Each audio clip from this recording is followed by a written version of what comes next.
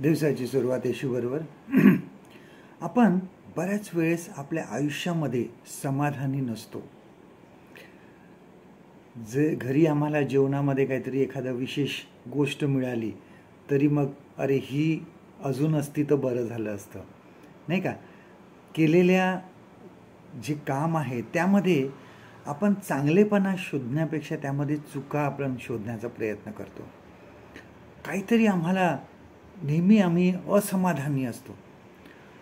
अगदी माणसं 13व्याला जेवायला गेले किंवा 40व्याला जेवायला गेले तरी त्यामध्ये काही ना काहीतरी अरे आज जेवण चांगलं नव्हतं, अशा प्रकारचं पण कुरकुर करण्याचा आमचा स्वभाव असतो. आणि उपकारिक बुद्धी किंवा उपकारिक वृत्ती जी आहे आमच्यामध्ये ती असणं खूप गरजेचं आहे. एक असं उदाहरण सांगतात की एक माणूस नेहमी चालत त्याला कामाला जावं लागत असे आणि तो खूप कुरकुर करत होता. पण एक दिवस त्याला एक मनुष्य असा समोरून येताना दिसला, त्याला दोन्ही पाय नव्हते आणि तो कसा तरी त्या काठ्यांच्या दोन्ही आधाराने तो चालत होता. त्याला लक्षात आलं आणि तो म्हणाला की मी देवाचे आभार मानतो, निदान त्यांनी मला 2 पाय तरी दिलेले आहेत. आमच्या जीवनामध्ये आम्ही देवाने जे दिलं त्यामध्ये समाधानी राहणं खूप गरजेचं आहे. इस्रायल लोक ज्यावेळेस आपण त्यांचं उदाहरण बघतो, बघा गणनामध्ये, गणनाच्या पुस्तकामध्ये,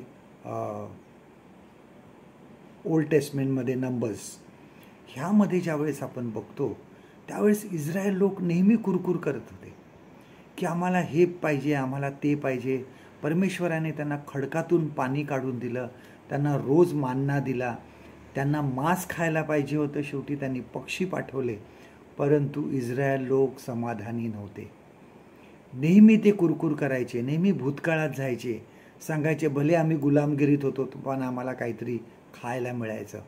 अशा प्रकारे वृत्ती, देवाच्या चमत्काराकडे लक्ष न देता, त्यात उपकारिक वृत्ती न ठेवता ते कुरकुर करत असेल आणि म्हणून परमेश्वराचा क्रोध त्यांच्यावर भडकायचा.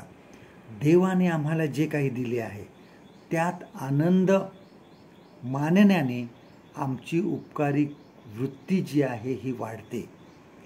जे दिले आहे आम्हाला त्यांनी आम्हाला परमेश्वरा अगणित आशीर्वाद दिलेले आहेत, अगणित वेळा त्यांनी आम्हाला सांभाळलेला आहे.